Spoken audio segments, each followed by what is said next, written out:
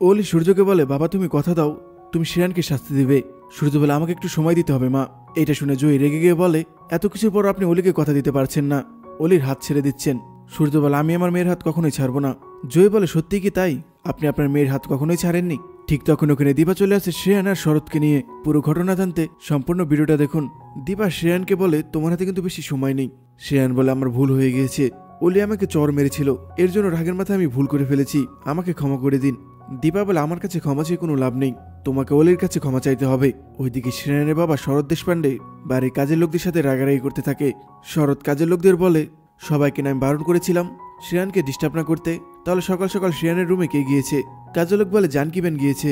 তখনই জানকি ব্যান ওখানে চলে আসে। শরৎ বলে, জানকি ব্যান তো এখানে রয়েছে, তাহলে ওর রুমে কে? তাহলে শ্রেয়ানের রুমে কে গিয়েছে? শরৎ শ্রেয়ানের রুমের দিকে যায়। দীপা ও শ্রেয়ানকে নিয়ে বেরোতে যায় রুম থেকে। তখনই শরৎ দীপার মুখোমুখি হয়।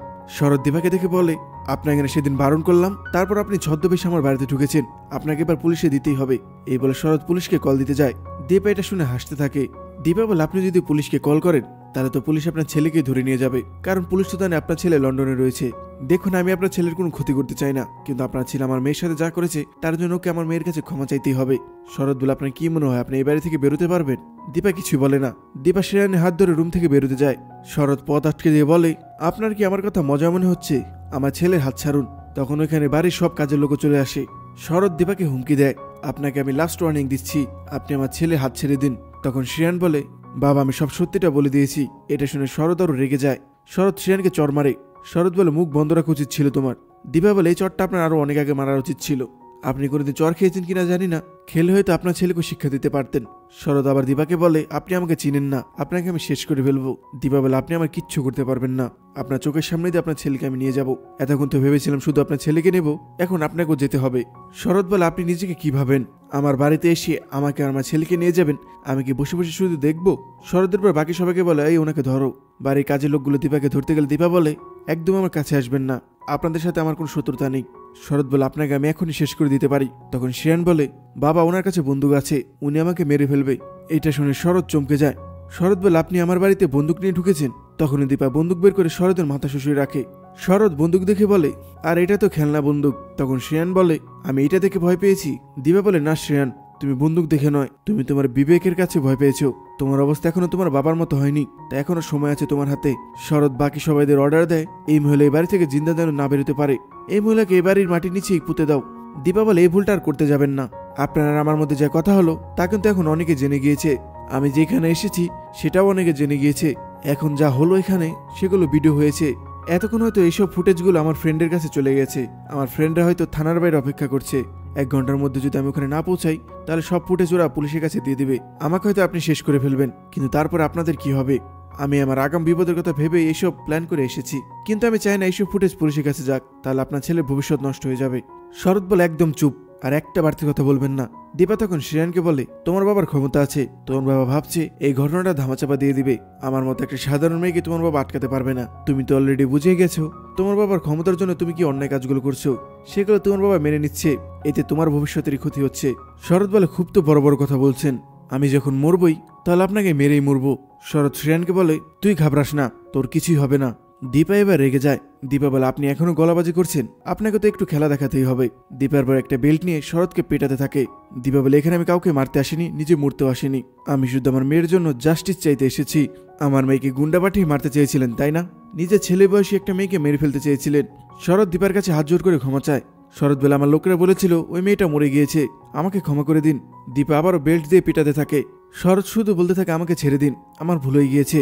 দীপা বলে, নিজের ছেলেকে মানুষ করার জায়গায় নিজের ছেলেকে আরো নষ্ট করছেন, আমার হাত থেকে কেউ আপনাকে বাঁচাতে পারবে না। শ্রেয়ান দীপার পা ধরে ক্ষমা চায়। শ্রেয়ান বলে, আপনি আমাকে যা করতে বলবেন আমি তাই করব, আপনি ওলির কাছে ক্ষমা চাইতে বলে আমি ক্ষমাও চাবো, আপনি আমার বাবাকে ছেড়ে দিন। দীপা শরৎকে বলে, দেখুন আপনাকে বাঁচানোর জন্য আপনার ছেলে কি করছে, কিন্তু আপনি আপনার ছেলেকে ভালো মতো মানুষ করতে পারেননি। আমি শুধু ভেবেছিলাম শ্রেয়ান ক্ষমা চাক, আমার জায়গায় অন্য কেউ থাকলে এতক্ষণ শ্রেয়ান জেলের মধ্যে থাকতো। দীপা শ্রেয়ানকে বলে, আমি তোমাকে ক্ষমা করে দিতে পারি, কিন্তু সেটা ডিপেন্ড করছে তোমার বাবার উপর। দীপা শরৎকে বলে, কি মিস্টার শরৎ দেশপান্ডে এইবার আসবেন তো? শরৎ মাথা নাড়ে হ্যাঁ বলে। দীপা বলে, বেশ ঠিক আছে, তাহলে বাবা ছেলে আমার সাথে চলুন, আমার মেয়ের কাছে ক্ষমা চাবেন। দীপা এবার শ্রেয়ানের হাত ধরে রুম থেকে বেরিয়ে যায়। শ্রেয়ানের পিছিয়ে পিছিয়ে শরৎও বেরিয়ে পড়ে। রেস্টুরেন্টে সাক্ষ্যদীপের মা আর নন্দা দীপার এই ফুটেজ লাইভ দেখছিল। দীপার সাহস দেখে সাক্ষ্যদীপের মা হাততালি দেয়। সাক্ষ্যদীপের মা বলে, কেমন সাহস মেয়েটার, যে কোনো বলিউডের হিরোকে হার মানাবে। নন্দা বলে, একদম ঠিক বলেছেন ম্যাডাম, মনে হচ্ছে কোনো সিনেমা দেখছি। আমি আর বিক্রম বললাম যে আমরা সাথে যাই, কিন্তু বোন বলল আমি একাই যেতে পারবো। এরপর শুধু আমরা এই ক্যামেরার ব্যবস্থা করে দিলাম। নন্দার পর সাক্ষ্যদীপকে বলে, আচ্ছা এই ফুটেজগুলো আমরা পুলিশের কাছে নিয়ে যাই।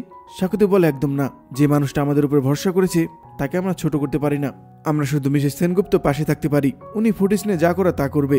সাক্ষ্যদীপের মা সাক্ষ্যদীপকে বলে, আজকে তো এজির ইভেন্ট, তাই না? এজি সময় মতো পৌঁছাতে পারবে তো? সাক্ষ্যদীপ বলে, উনি এত কিছু করেছে, আমার বিশ্বাস উনি ইভেন্টেও ঠিক সময় পৌঁছে যাবে। সাক্ষ্যদীপের মা বলে, এত কিছুর পর মেয়েটা মাকে মা বলে ডাকবে তো? মেয়েটি এজিকে মা বলে স্বীকার করবে তো? সাক্ষ্যদীপ বলে, একজন তো স্বীকার করে নিয়েছে, জয়া আমাকে যেমন বাবা বলে মেনে নিয়েছে তেমন ওনাকে মা বলে মেনে নিয়েছে। এই কথা শুনে সাক্ষ্যদীপের মার মুখে একটু হাসি ফুটে। সাক্ষ্যদীপের মা সাক্ষ্যদীপকে বলে, তুই কি এটা নিয়ে কিছু ভাবছিস? সাক্ষ্যদীপ বলে, এইসব কথা তুমি মাথা থেকে ঝেড়ে দাও মা, একদম এসব নিয়ে তুমি ভাববে না। সাক্ষ্যদীপের মা বলে, তোর মুখে এই কথাটা শুনে বুকের ভিতর কেমনটা যেন করে উঠলো। জয় তোকে বাবা বলে ডাকছে আর এজিকে মা বলে ডাকছে, এটা যদি সত্যি হয় তাহলে আমার থেকে বেশি আর কেউ খুশি হবে না। সাক্ষ্যদীপ বলে, মা তুমি তোমার মাথা থেকে এসব কথা ছেড়ে দাও তো। আচ্ছা আমি এখন আসছি। সাক্ষ্যদীপ বেরোতে যাবে, সাক্ষ্যদীপ আবার দাঁড়িয়ে যায়। সাক্ষ্যদীপ আমতামতা গেলে সাক্ষ্যদীপের মাকে বলে, হ্যাঁ এটা ঠিক, আমি ওনাকে পছন্দ করি। সাক্ষ্যদীপের মুখে এটা শুনে সাক্ষ্যদীপের মা হেসে দেয়। সাক্ষ্যদীপ বলে, তুমি হাসছো কেন এই কথা শুনে? আমি তো হাসার কোনো কথা বলিনি, আমি শুধু ওনাকে পছন্দই করি, ব্যাস এতটুকুই, এর বেশি কিছু না। আর আমি যা দেখে বুঝেছি, ডক্টর সেনগুপ্ত আর মিসেস সেনগুপ্ত দুজনকে এতটা ভালোবাসে যে আর কেউ তাদের ভালোবাসাকে টক্কর দিতে পারবে না। মিসেস সেনগুপ্ত এখনো ডক্টর সেনগুপ্তর নামে সিঁদুর পরে মাথায়। আমার বিশ্বাস ওনাদের সবকিছু আবার ঠিক হয়ে যাবে, সবাই আবার একসাথে থাকবে, ওনাদের হারানো মেয়ে রূপাকেও ফিরে পাবে ওনারা। তুমি দেখে নিও মা, ওনারা সবাই একদিন এক হবে। সাক্ষ্যদীপের পর রেস্টুরেন্ট থেকে চলে যায়। সাক্ষ্যদীপ চলে গেলে সাক্ষ্যদীপের মা বলে, তোর কথা যেন সত্যি হয়, ওরা সবাই ভালো থাকুক, কিন্তু মা হিসেবে তো আমিও চাইবো আমার ছেলেটাও ভালো থাকুক। সূর্য আর চারু জয় আর অলিকে নিয়ে বাড়িতে আসে। চারু জয় আর অলিকে সোফায় বসিয়ে দেয়। জয় অলিকে জিজ্ঞেস করে, অলি তোমার এখন কেমন লাগছে? অলি কোনো কথা বলে না, অলি শুধু সেদিনকার ঘটনার কথা ভাবছে। জয় বলে, আচ্ছা ঠিক আছে, আমি তোমাকে কিছু আর জিজ্ঞেস করবো না। সূর্য চারুকে বলে, দেখো জয় কিছু খাবে কিনা। জয় বলে, আমাকে নিয়ে আপনাদের চিন্তা করতে হবে না, আপনারা অলিকে দেখুন। চারু অলিকে জিজ্ঞেস করে, অলি এখনো কি ব্যথা আছে? অলি বলে, কোন ব্যথার কথা বলছো তুমি চারু? চারু বলে, প্লিজ অলি, আমরা বুঝতে পেরেছি। অলি বলে, একজন আমার সাথে এরকম একটা কাজ করলো, তার অন্যায়ের কি শাস্তি হবে না? তোমরা কি কিছুই করবে না? সূর্য বলে, দেখো অলি, এসব করার জন্য আইন আছে, আমাদের পুলিশের সাহায্য নিতে হবে। আমি লয়ারের সাথে কথা বলছি, তোমার সাথে যে কাজটা করেছে তার অন্যায় শাস্তি সে পাবে।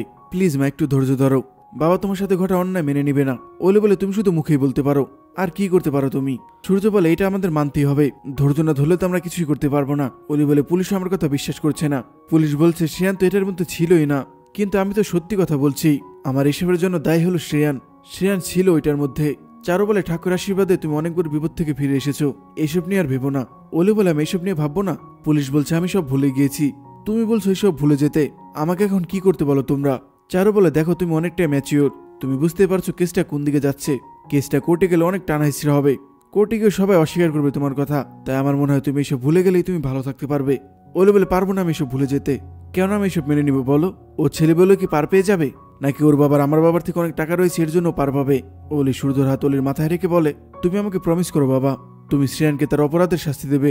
সূর্য বলে, অপরাধী তার অপরাধের শাস্তি ঠিকই পাবে, অপরাধী ছেলে হোক বা মেয়ে হোক, অপরাধ করলে তার কোনো ছাড় নেই, কিন্তু ওকে শাস্তি দেওয়ার আগে আমার আগে দরকার তোমাকে প্রোটেকশন করা, আমাকে একটু সময় দাও, আমি সব ঠিক করে দেব। জয় বলে, এত কিছু পরও আপনি অলিকে কথা দিতে পারছেন না তাই তো? মুখে বলছেন প্রোটেক্ট করবেন, আবার অলির হাতও ছেড়ে দিচ্ছেন, এভাবে হাত ছেড়ে দিলে কি প্রোটেক্ট করা যায়? সূর্য বলে, তুমি সব কি বলছো? আমি আমার মেয়ের হাত কেন ছাড়বো? আমি কখনই আমার মেয়ের হাত ছাড়বো না। জয় বলে, ওর হাত ধরা মানে ও এখন যা চাইছে তাই করা, ও কি এভাবে সুস্থ হবে নাকি? চারু বলে, তোমরা এখন শান্ত হও। চারু জয়কে বলে, অলির কিছু পাস্ট আছে যেগুলো তুমি এখনো জানো না, তার জন্য এই কথা বলছো। জয় তখন জোর গলায় বলে, আমার থেকে ওর পাস্ট কেউ বেশি জানে না। জয় বুঝতে পারে জয় আবার ভুল করে বলে ফেলেছে। জয় বলে, না মানে অলি আমাকে বলেছে ওর সবকিছু, আচ্ছা আমার এখন বাড়ি যেতে হবে। জয় বাড়ি যাওয়ার জন্য উঠে। অলি তখন বলে, না জয়, তুমি একা যাবে না, আমিও তোমার সাথে যাব। সূর্য বলে, মানে কি বলছো তুমি এসব? অলি বলে, আমি তো না বোঝার মতো কিছু বলিনি, আমি জয়ের সাথে জয়ের বাড়িতে যাব। সূর্য বলে, তুমি যেতেই পারো, কিন্তু আমাকে তো বলবে তুমি কোথায় যাবে। রাস্তায় বেরোলো যদি দুজন দু কথা বলে তখন তো তোমার মন খারাপ হবে, কি জবাব দিবে তুমি? বাবাকে কেন শুধু শুধু কষ্ট দিচ্ছ? বাবাকে ছেড়ে কেন যেতে চাইছো তুমি? বাইরে থেকে কেউ যদি প্রশ্ন করে তুমি তখন কি জবাব দিবে? তোমার কাছে কি কোনো জবাব থাকবে তখন? তখন দীপা এসে বলে, কেন জবাব থাকবে না? সত্য কখনো চাপা থাকে না, যে পাপ করেছে তাকে শাস্তি পেতেই হবে, হোক সে ছেলে বা মেয়ে। চারও দীপাকে এসে বলে, এই যে তুমি এখন এইসব কথা বাদ দাও, এমনিতে এসএস আপসেট হয়ে রয়েছে, তুমি এসব কথা বলে আর ঝগড়া বাড়িও না। সূর্য চারুকে থামিয়ে দেয়। সূর্য বলে, চারু তুমি চুপ করো। অলি বলে, আপনি এখানে কেন এসেছেন?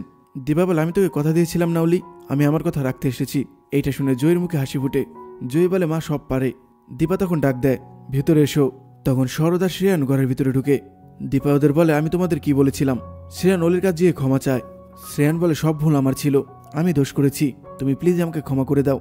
তুমি আমাকে ক্ষমা না করলে তোমার মা বলেছে আমাকে পুলিশে দেবে। আমি রাগের মাথায় একটা ভুল করে ফেলেছি, প্লিজ আমাকে ক্ষমা করে দাও। আমার একটা বোন রয়েছে, ও হোস্টেলে থাকে, ওর সাথে কেউ যদি এমন একটা করতো আমি তাকে মারতে মারতে মেরে ফেলতাম, তুমি আমাকে মারো। এরপর শরৎ অলির কাছে ক্ষমা চায়। শরৎ বলে, আমিও ভুল করেছি, আমি শ্রেয়ানের বাবা, তোমার মা আমাদের ভুলের জন্য উচিত শিক্ষা দিয়েছে, আমি তোমার পা ধরে ক্ষমা চাচ্ছি, তুমি আমাকে আর আমার ছেলেকে ক্ষমা করে দাও।